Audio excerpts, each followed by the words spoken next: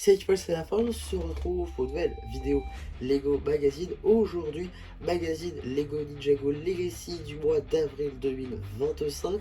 Un magazine du coup qui avait été annoncé il y a de cela un mois. Donc ça va, il y a moins d'attente que le dernier. En tout cas, on va tout de suite passer aux deux mini-figurines. Juste ici, vous avez la mini-chaîne de Kai Tournoi, qui est une chaîne exclusive au magazine. En effet, la chaîne n'est jamais apparue dans d'autres styles livres d'activité, dans des sets, dans des polybags.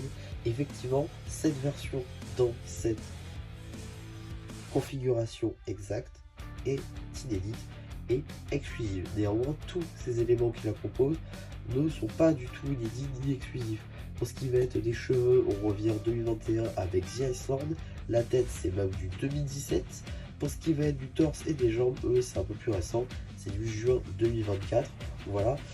La Fiorelle, avec d'autres petits accessoires, va apparaître dans d'autres sets, notamment l'arène du tournoi des sources, notamment le dragon source, du mouvement, évidemment.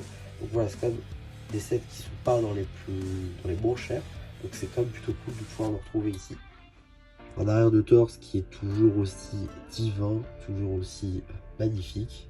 Et on a également une seconde expression faciale avec un Kai qui sourit. En termes d'accessoires, un katana doré.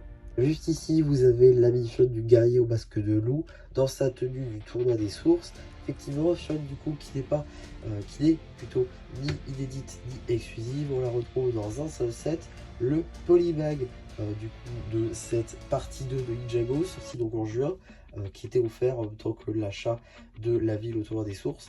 Alors effectivement, je suis d'accord que dans cette configuration exacte, bien dans ce polybag, néanmoins pour ce qui va être du casque, du torse et des jambes, on les retrouve dans quasi tous les sets de la vague 2, plutôt de la vague 3, la vague du coup de juin 2024.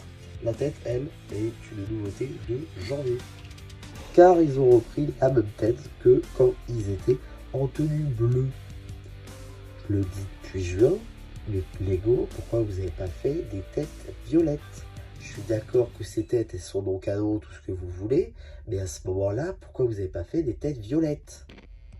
Ça aurait mieux collé, ça aurait fait sans doute l'une des meilleures figurines de juin. Et du coup, elle en devient nulle. On a également un art de torse tampographié avec leur logo.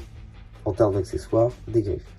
Dans les cartes, juste ici, vous avez la carte en édition limitée Lloyd légendaire, numéro LE15. Elle appartient à la série 8 de cartes à collectionner, Lego Ninjago Dragon Rising, lune de sang. Mais ce n'est pas tout, car ce numéro, on a une pochette de cartes. Donc, juste ici, j'ai eu personnellement la numéro 75, équipe Lloyd, Parazera et Zane. Toujours en carte action avec le numéro 162, Dragon Arc-en-Ciel.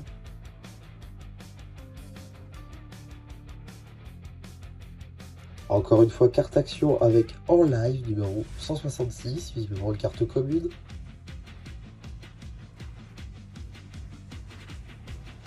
D'ailleurs, les autres l'étaient tout autant. Cette fois-ci, une carte peu commune, toujours action néanmoins, joueur 1, numéro 175. Avant-dernière carte, toujours une carte action cette fois-ci, décidément j'ai pas de bol, avec donc la carte voyance numéro 184, toujours une carte peu commune. Et la carte spéciale, cette fois-ci, j'ai bel et bien eu du bol, et the bol, parce que là, j'ai eu une carte spéciale non abîmée, je vous renvoie vers mon short qui en parle plus en détail, que je n'avais pas, et the card, parce que Sora, pardon, ombre, donc c'est une carte évidemment rare, donc ça c'est plutôt cool. Et comme on peut le voir, du coup on est sur une Sora qui porte sa tenue du tournoi des sources, comme on peut le voir à ses jambes, et avec le casque Storm. Voilà, plutôt intéressant comme mélange qu'on n'avait pas vu avant, soit en set ou dans la série, donc plutôt cool. Avant de passer à la boîte en métal, je voudrais très rapidement vous montrer l'illustration de booster que j'ai eu personnellement. Donc on est sur un Storm Lloyd. Voilà, c'est pas du tout nouveau. En tout cas, il y en a 3 autres. Hein, je vous renvoie vers mes vidéos cartes si ça vous intéresse. Également le petit fascicule, si ça, c'est plutôt classique. En tout cas, on va donc pouvoir passer très rapidement à la boîte en métal, qui là encore est une nouvelle boîte en métal. Donc ça, c'est plutôt cool. avec donc un Kai tournoi des sources contre un guerrier au masque de loup, avec du coup le logo de Kai tournoi juste ici contre celui des guerriers au masque de loup, la tête de Kai, la tête du guerrier loup, Legacy Box, et évidemment l'arrière avec toutes les mentions légales, le logo de Blue Shed, l'échelle, ainsi que le numéro d'item qui vous permettra de le rajouter à votre collection deck set ou tout simplement de l'obtenir, d'obtenir les instructions sur le site de Blue Ocean. En ce qui concerne le magazine, on est sur un format au-dessus du format classique à 8,99 €. C'est le format le plus grand qu'on puisse avoir, le format XXL. Juste ici donc, avec tout d'abord une petite publicité pour le magazine Ninjago Dragon Racing, donc qui est l'autre alternative au magazine Ninjago. On a ensuite un petit sommaire, on va dire plutôt simple, on va pas se mentir, c'est très très simple, avec pas mal de choses qui vont nous spoiler le contenu du magazine. En tout cas, on a également juste ici donc une double page concernant notre surprise du jour avec quelques jeux justement entre Kai et le guerrier loup. Juste ici, plutôt cool d'ailleurs, on a un petit jeu de différence avec le guerrier loup, avec notamment une petite reprise de la cagoule d'Arin avec de toutes nouvelles couleurs en violet et en argent. Donc pour le coup plutôt cool, jamais vu auparavant, donc peut-être, pourquoi pas, un petit teasing pour ce qui peut arriver par la suite. En tout cas, on a également un autre petit jeu concernant The Iceland, visiblement. Voilà, plutôt cool. D'ailleurs, en haut, maintenant, on a le nom des saisons. Donc ça, c'est plutôt sympa. Ils disent bien saison 14. Donc ça, c'est plutôt cool aussi. On a également, juste ici, pas du tout. Alors là, pas du tout. Il nous parle de la saison 15, alors qu'en vrai, c'est plutôt la saison 8 avec les fils de Garmadon. Alors que là, on nous montre une Harumi en kabuki, comme dans la saison 16. Pourquoi pas, pourquoi pas. En tout cas, on a également une petite publicité pour le Climber Deck de Kai, sorti en mars 2024. Plus d'un an maintenant après sa sortie, il s'agira peut-être de mettre ça à jour. En tout cas, on a ici une petite BD reprenant justement les fils de Garmadon.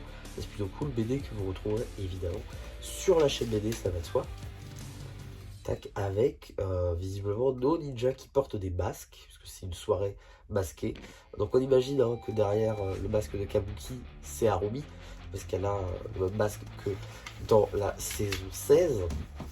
Et là encore, je ne vous spoil pas, je ne sais pas, je ne l'ai moi-même pas lu pour l'heure.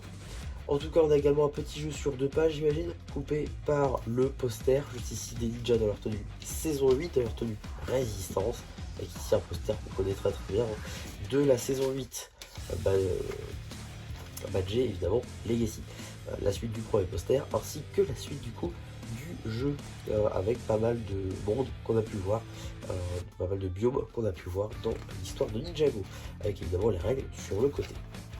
On a également la suite de la BD juste ici. Évidemment, c'était Harumi, cela avec soi, c'était assez évident.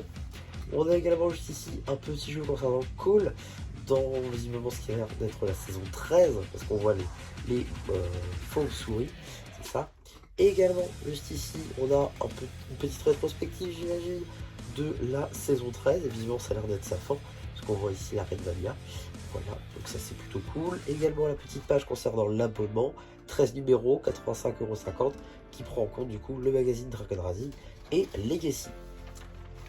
On a également juste ici une sorte de jeu double page avec pas mal d'attirails qu'ont accumulé les ninjas à force de vaincre leurs ennemis, tout simplement des armes qu'ils possèdent eux-mêmes ou pour de l'entraînement.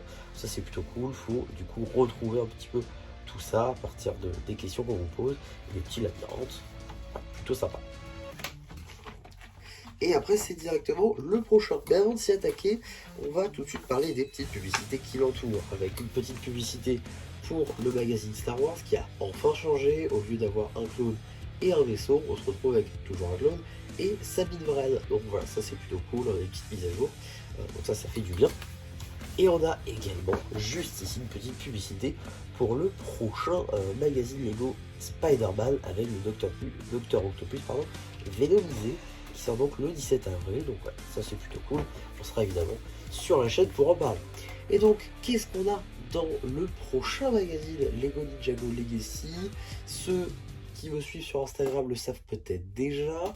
Nous allons obtenir Cinder Tournoi des Sources contre Jay. Alors, petit fun fact, ça sort le même jour que mon anniversaire.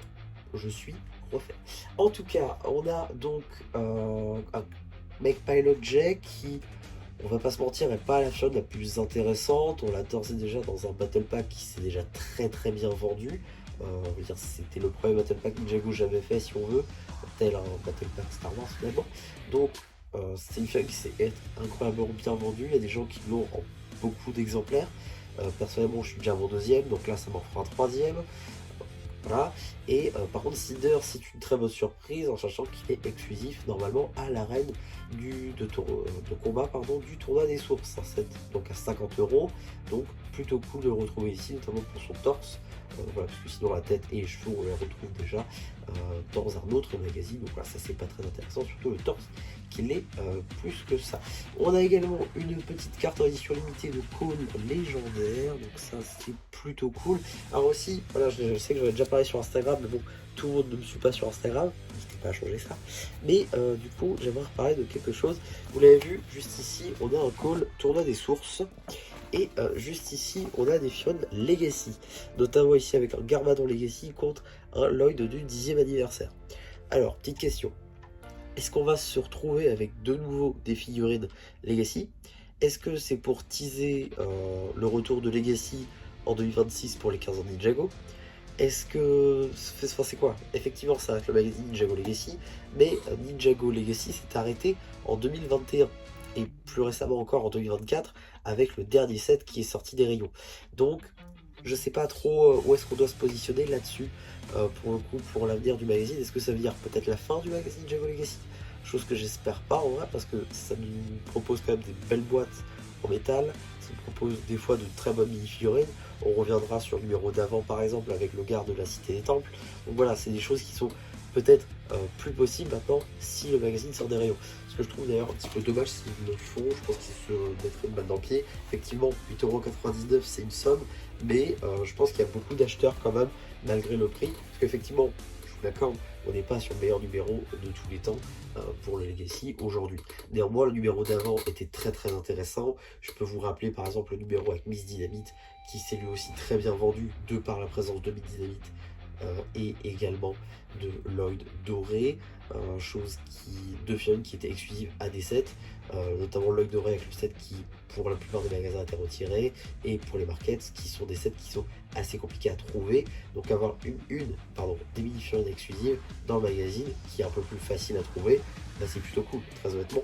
Donc je pense que Blueshen se tirerait vraiment une balle dans le pied s'il retirait un magazine comme ça, parce qu'il y a tellement de possibilités avec ce magazine, ce serait vraiment dommage de le supprimer. En tout cas, je ne dis pas qu'il sera supprimé, j'ai mis juste une théorie, parce qu'on change la couverture. Après, ça veut rien dire. J'ai pas émis de théorie quand ils ont commencé à mettre du Dragon Racing dans le magazine. Voilà. En tout cas, voilà ce que je pouvais dire du coup sur dans cette vidéo plutôt sur ce magazine. J'espère en tout cas que ça vous aura plu. Surtout, n'hésitez pas à me le dire en commentaire si oui ou non ça vous a plu, si ça vous a convaincu.